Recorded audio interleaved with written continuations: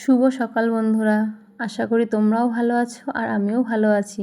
তো আজকে সকাল সকাল চলে আসলাম আমার কিচেন গার্ডেনে। দেখো, আমি আর আমার শাশুড়ি মা মিলে লাগিয়েছিলাম বিনস গাছ। তো ভাবতেই পারিনি এত সুন্দর গাছে বিনস হবে। তো এত এত ভালো লাগছে বলে বোঝাতে পারবো না। আর বাজারের বিনস আর এই বিনস আকাশ আর পাতাল। মানে কী বলবো, তোমাদের বলে বোঝাতে পারছি না, এত সুন্দর এত টেস্টি। তো আমি এখন রান্না করবো বলেই এসেছি বিনসগুলো তুলতে। তো এই বিনস দিয়ে আমি এখন রান্না করব, তাই বিনস তুলতে চলে এসেছি।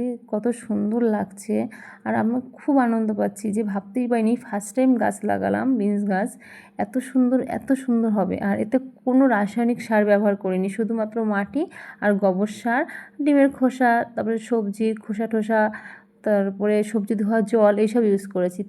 তারপরেই এত সুন্দর হয়েছে। তো যাই হোক, তোমরা বুঝতেই পারছো। তা তোমরা সবাই ভালো থেকো, টাটা।